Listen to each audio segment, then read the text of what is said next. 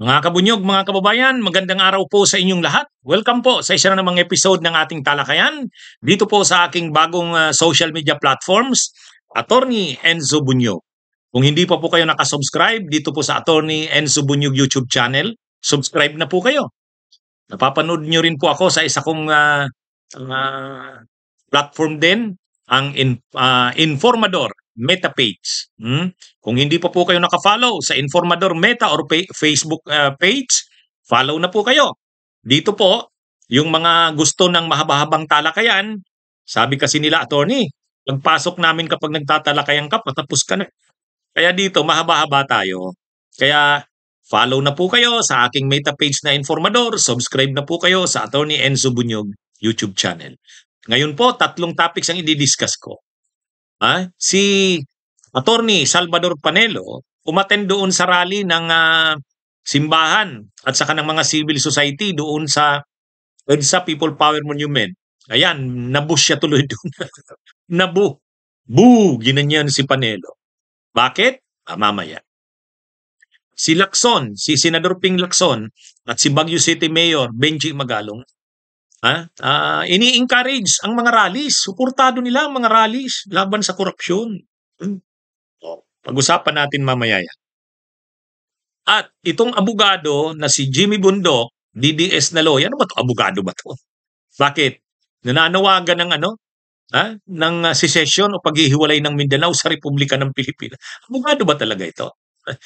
Pag-usapan nga natin mamaya yan. Okay, so mga kabunyog, mga kababayan, itong si dating Presidential Legal Counsel, dating presidential spokesperson ng panahon ni Duterte na si Attorney Salvador Panelo. Alam nyo, medyo hindi, na ito si Panelo eh. Duterte pa rin siyempre siya, loyal siyempre yan kay Digong. Pero maraming mga bagay na hindi na siya sang-ayon sa ginagawa ng mga kasamahan niya sa DDS, o hindi siya sang-ayon kay Harry Roque, hindi siya sang-ayon sa ilang mga leaders ng DDS. O ngayon, umattend siya dun sa rally ng civil society at saka ng simbahan. Yung sa EDSA People Power Monument na rally tungkol sa anti-corruption. O nandun siya. Katabi niya si Quezon City Mayor Joy Belmonte. Kaya lang ang problema, habang naglalakad siya, nagjo-join siya dun sa binush siya ng mga tao, sabi, boo. Talagang hindi pa rin matanggap si Panelo. Kahit na medyo critical na siya sa ilang ginagawa ng mga kasamahan niya sa kampo ng mga Duterte. Pero si Panelo, siyempre, Duterte supporter yan, die hard. Kaya lang, hindi niya lang kasundo sila Harry Roque kasi siyempre ang feeling niya sa sarili niya, mas magaling siya sa mga iyon. Yung sila Vic Rodriguez, hindi siya masyadong aktibo dito sa mga maisog na to, itong mga movements na binubuo ng mga DDS, hindi siya dyan. Sa tingin niya, mas magaling ako sa mga yan. Pero siyempre, pinagtatanggol niya si Duterte. Ano niya yan? Kaibigan niyang matalik yan. Kaya lang, maraming mga bagay na hindi siya kasundo, hindi rin siya sang-ayon sa ginagawa ng mga kasamahan niyang mga DDS. Si Harry Roque, numero 1 yan. Sabi niya kay Harry Roque, hindi naman siya pinipersecute, sabi nito ni Panelo. Hindi naman siya pinipersecute. Ano yan? Sabi nga ni Panelo, bakit ako? Nagkukomentaryo naman ako sa ginagawa ng gobyerno, hindi naman ako kinakasuhan. Hindi naman siya kinasuhan dahil sa nagkukomentaryo siya, kinikriticize niya ang gobyerno, sabi ni Panelo. Kinasuhan siya dahil nasanggot siya sa illegal na pugo. Yun. Sa mga illegal na pugo, yun, may kaso siya, may mga ebidensya laban sa kanya. Kaya sabi ni Panelo, harapin niya na lang. Ang sabi naman ni Roque, ayaw ko nang patulan yung matanda. At kahit yung nangyari doon sa pagkatalo ni Kaufman, may komentaryo din doon si Panelo. Marami itong si Panelo na mga komentaryo sa mga grupo. Yung mga nananawagan ng kung ano-ano, na people power na daw. Tulad niyan, kinikriticize niya rin yan, sila Eric Celes. Kinikriticize niya yan. Kaya itong si Panelo, Duterte siya, kasi kaibigan niyang matalik si Duterte, pero nayayabangan sa kanya yung mga DDS na kasamahan niya eh. Pero si Panelo rin, hindi rin siya kumbinsido sa mga kasamahan niya. Kaya komentaryo siya ng komentaryo. Hmm. Kaya siguro ang iniisip ni Panelo, sumama kaya ako doon, testingin ko kaya doon sa rally ng ano, ng civil society at ng simbahan. Ha? Kaya lang habang nandun siya, katulad nung ginawa rin kila Chavit Singson at saka kay Philip Salvador noong September 21, binurin si ay boo. Naburi ng mga tao si ano si Panelo. Hindi naman napikon si Panelo. Ano naman 'yan? Ha? Alam niya naman na pumasok siya doon sa grupo ng mga anti-Duterte. Anti-corruption 'yon, pero anti-Duterte 'yon. Eh siguro tinatantya rin lang ni Panelo yung ano, kung siya ba'y tatanggapin ng mga nandoon. O yun nga, nasubok niya na hindi. Ha? Na kahit siya medyo ah, dumidistansya sa mga kasamahan niyang DDS tulad nila Harry Roque. Pero siyempre, pagdating sa mga anti-Duterte na ano grupo, hindi pa rin naman siya matanggap diyan. Hindi pa rin naman siya matanggap diyan. Kasi hindi niya naman binibitiwan pa yung kanyang pagiging ah, pro Duterte. Bagamat na ano siya, critical siya sa mga kasamahan niya. Kasi maano rin ito si Panelo eh. O, sabi ni Panelo, si Harry Roque, wala yan. Kasalanan niya rin naman bakit siya may kaso. Hmm, kasalanan niya rin naman. Pero ano ito? Ah, ano ito si Panelo?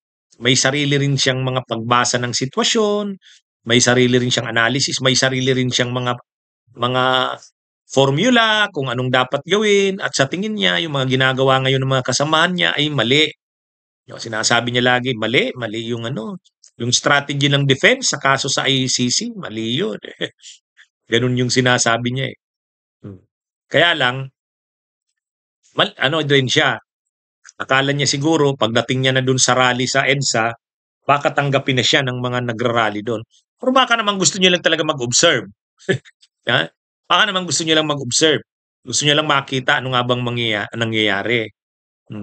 Kaya nang binu siya, nung na-boo, hindi naman siya napikon. Alam niya namang hindi siya welcome doon. Alam niya naman. Kaya yan mga kabunyog, mga kababayan. Anyway, kung anong mangyayari sa kanya, sigurado magre-react na naman sa kanya ang mga DDS. Sabihin ng mga DDS, actually may nakikita na nga akong mga vlog eh. Sabi, Panelo, iniwan na ang mga Duterte, na kay Marcos na. Actually may mga interviews din ito sa media si Panelo na pinagtatanggol niya ang Marcos. Alam mo yung sabi niya, si PBBM hindi yan weak. Tingin ko hindi yan weak. Sabi niya, hindi yan mahina. Ipakulong mo si Kibuloy. Ipakulong mo, i-turn over mo sa ICC, si FPRRD. Hindi ano yan, hindi weak yan. Ano to si Panelo? Sabi ng mga ano, parang Marcos na si Panelo iniwan na yata si Duterte. May mga ganyan. Kasi si Panelo rin kasi, ang tingin niya sa sarili niya, he is his own man. si Duterte lang yung kanyang boss. Pero pagdating sa iba, wala. Mas magaling ako dyan. Ganun yan ang attitude ni Panelo eh. Kaya ano ito. Anyway, itong mga nakaraan, medyo ano siya eh. Hindi na siya masyadong palaban sa Marcos eh. Kaya may mga DDS na nagre-react. Ano ba si Panelo? Duterte, ano na ba? Iniwan na ang Duterte? Marcos na ba siya? May mga ganun. May ganung mga reactions ang DDS. Ano rin sa kanya, critical din sa kanya ngayon. Anyway, so ito mga kabunyog, mga kababayan, si Senador Ping Lacson at si Baguio City Mayor Benji Magalong, pareho sila nag-aano ngayon ini-encourage nila yung mga rallies. Yung mga rallies na yan para sa kanila, kay Senador Ping Lacson, kay Mayor Benji Magalong, sa tingin nila dyan, tama yan, maganda yan. Yung mga rallies ay kailangan. Sabi ni Senador Ping Lacson, ay encourage na ituloy-tuloy ang advocacy dyan sa anti-corruption. Yung mga rallies, ituloy nyo yan.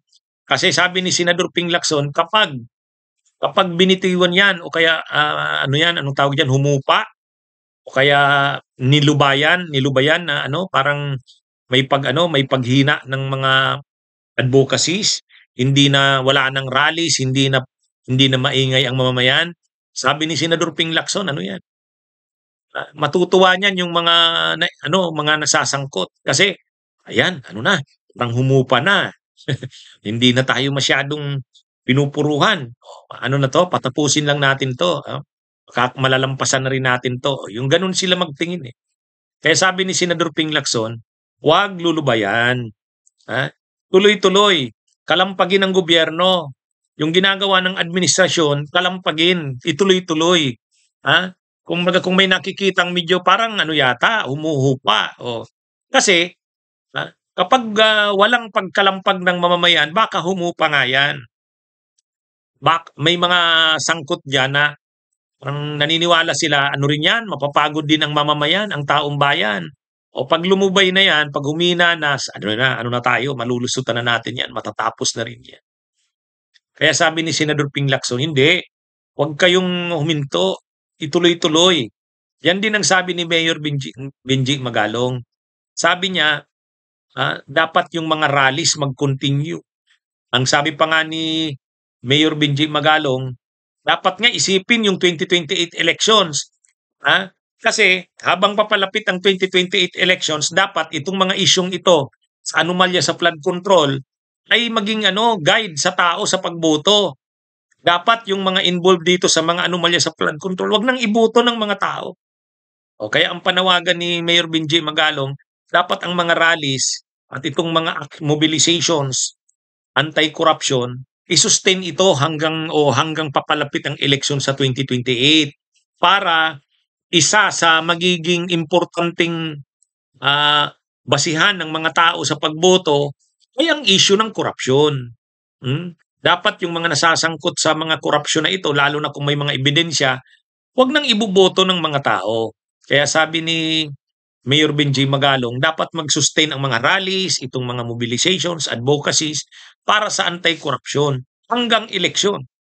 Hanggang eleksyon. Dapat ma-expose sa mamamayang Pilipino ito. Ito ang mga sangkot diyan. Kung kumakandidatong senador ang mga sangkot sa korupsyon, dapat kampanyahan yan na huwag iboboto. Bilang leksyon sa kanila na at saka sa ibang politiko maging leksyon din siya. Kaya sabi nitong dalawa, ni Senador Ping Lacson at Mayor Benji Magalong, tama yung mga rallies na yan. Yung mga pag-iingay na yan sa anti-corruption, i-sustain yan, tuloy-tuloy yan, huwag lulubayan, huwag ititigil. Kasi yan, napaka-importante. Yan. Tama naman, at least, si Mayor Benji Magalong kasi dun sa Baguio City, pag may mga rallies dun, nandun siya. Nagsasalita siya sa mga rallies dun. Mga aktivista pati ang kasama niya. Mga aktivista ng Baguio City. Ano niya yan, pinapabilo niya yan doon. Binibigyan niya pa yan ng venue, ng mga rallies. Siya rin, nagsasalita siya pag makante yan. Nakita natin ilang rallies na ang nagsalita siya. So yun ang sinasabi ni Mayor Benji Magalong. Ang advocacy para sa anti-corruption, ituloy-tuloy.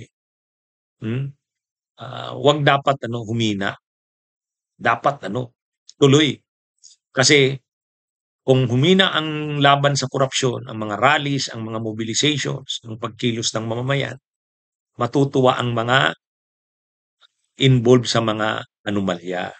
Kasi ayan, parang humupa na. Kung sa Bagyo, nakaraan na ang Bagyo, ayun. Salamat naman. Ganun yung iniisip nila. Dapat hindi. Dapat maramdaman ng mga korap na yan na hindi sila tatantanan. Hindi palalampasin. Yan, mga kabunyog, mga kabayan. O, panguling topic natin. O, itong si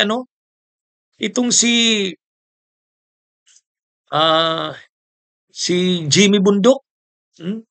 Abogado ito ngayon eh. Kailang take kaya ito bago pumasa. Anyway, abogado na yan, singer yan, DDS. So,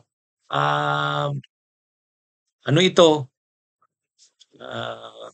parang ang mangyayari dito kay Jimmy Bundok, ang sabi niya kasi, dalawa na, anong tawag doon? Republic of Mindanao is coming. Mindanao Republic ba is coming? Ano ba yung niya? Ah, ayan, Mindanao Republic is coming soon. Ha? Republic of Mindanao coming soon. Yun. O, yun yung eksakto niyang post. O, ang sabi kasi ni Jimmy Bundok sa post niya, ano daw, ah, um, mayroon daw mayroon daw ah, dati na daw na mayroong panawagan na humiwalay ang Mindanao. Talaga naman daw dati na dalawa na ang Pilipinas, parang ganun yung sinasabi niya. Yung Republic of the Philippines at saka yung Mindanao na gustong humiwalay. O ngayon, sa ginawa daw na ito ng ICC at ang gobyerno sa Manila ay sinuportahan ng ICC, ang lumalakas ngayon ang panawagan ayon dito kay Jimmy Bundok, lumalakas ang panawagan na humiwalay, no? Humiwalay na ang Mindanao. Kasi total dalawa naman daw talaga ang teritoryo ng Pilipinas, Mindanao at saka yung Republika ng Pilipinas. Pero sa ginawa daw na ito kay Duterte, sa issue ng ICC, ang mga taga Mindanao ay lumalakas ang panawagan na ah, ano ito, ah, humiwalay na lang ang Mindanao. Total naman hindi pinoprotektahan ang mamamayan. Total daw hindi pinotektahan si Duterte na taga Mindanao. Dating presidente pa naman daw, hindi naman pinotektahan. Ay kung ganyan din lang daw, maghihiwalay na ang Mindanao. Hindi naman pala kayang protektahan si Tatay Digong nila. Yan yung kaya lang, abogado siya, ganyan ang sinasabi niya. Pag abogado ka, hindi ka magpo-promote, hindi ka magtataguyod ng mga kaisipan na maghihiwalay ng Pilipinas o maghihiwalay ng bahagi ng Pilipinas, maghahati ng Pilipinas. Kaya lang sinasabi niya, ah, coming soon na daw ang Republic of Mindanao. Para din itong si Kiko Barsaga eh. Kaya lang si Kiko Barsaga hindi abogado, siya abogado. O bakit siya ganun? Hindi ba siya abogado? Hindi niya ba naintindihan na hindi pwede yun? Manawagan siya ng ganun? Ha? Ano yun eh, dapat mag-promote siya ng pagkakaisa ng mga mamamayan ng Republika ng Pilipinas. Hindi pagtulak o pagpaguyod ng kaisipang maghahati nito. At galing pa naman sa kanya. Oh, galing pa naman sa kanya na isang abogado. Kaya abogado ba siya? Ha? Alam niya ba ang pinagsasabi niya? Hmm? 'Di ba? Mga kabunyog, mga kababayan, parang ano ito, ah, hindi hindi ano 'yun, dahil lang doon sa ginawa kay Duterte, dahil lang doon sa na-deny ng ICC yung request for interim release, aabot ka na sa punto na ihihiwalay mo na ang Mindanao. Napakaano naman 'yan, napakababaw naman na dahilan niyan. Ibig sabihin yung paghihiwalay mo ng Mindanao, personal na dahilan dahil kay Duterte. Dahil kay Duterte, ihiwalay mo ang Mindanao dahil lang sa hindi siya binigyan ng interim release. Anong klase naman tong mga DDS nito? Kaya lang nakakadismaya diyan kasi abogado ito. Kakasira sa profesyon ng mga abogado. Ganyan din yan noon si Pantaleon Alvarez. O 'di ba dati rin nung hindi pa naaresto si Duterte at dinadala sa ICC, itong si Pantaleon Alvarez, dating speaker, lawyer din niya. Nagtutulak din ng paghihiwalay ng Mindanao. Oh, Mindanao Independence Movement naman, MIM. Oh, kaya lang napakaano naman, ha? Napakaanong niya, dati kang speaker, congressman ka pa, incumbent, lawyer ka pa, tapos mananawagan ka ng Mindanao Independence. O ito naman, lawyer naman 'to. Ganun din, mananawagan din. Ano bang mga nangyayari sa mga DDS na lawyers na ito? Alam ba nila ang pag-aaral nila ng batas? Yung sinumpa nilang tungkulin na hindi sila magtataguyod ng mga kaisipan na o promote ng pagkakahati-hati, pagkakawatak-watak ng Pilipinas. Dahil lang kay Duterte na-deny yung interim release request, hihiwalay na kayo, hihiwalay nyo na ang Mindanao. Saka akala nyo naman magsusurvive ang Mindanao. Ano yan? Ma, ano eh, maraming mga pabrika, maraming mga negosyo, nasa Luzon pa rin. Ang mga probinsya ng Mindanao, dependent pa rin sa IRA na pinapadala ng local government, ay ng national government. Hindi pa ang Mindanao. Marami na ring ano, resources ang Mindanao pero ano pa, imbalance pa ang pag-unlad ng Pilipinas. Ang development ng Pilipinas nakasentro lang sa NCR, Calabarzon, Central Luzon. Yung malaking kita na ginagamit sa pang-finance ng mga IRA galing diyan sa mga ano na 'yan. Kaya mahirap pa 'yang kaisipan na 'yan. Hindi pa 'yan hindi pa 'yan uubra. Ah, Kaya lang 'yun, lawyer ka tapos ganyan yung ano ba 'tong si Jimmy Bundok. Sobrang pagkapanatiko kay Duterte ganyan na yung mga kaisipan. Hmm, Nakakabunsyo, ano? Ay, ano ba ito? Okay, mga kabunyog, mga kababayan, magandang araw po sa inyong lahat. Mabuhay po tayo.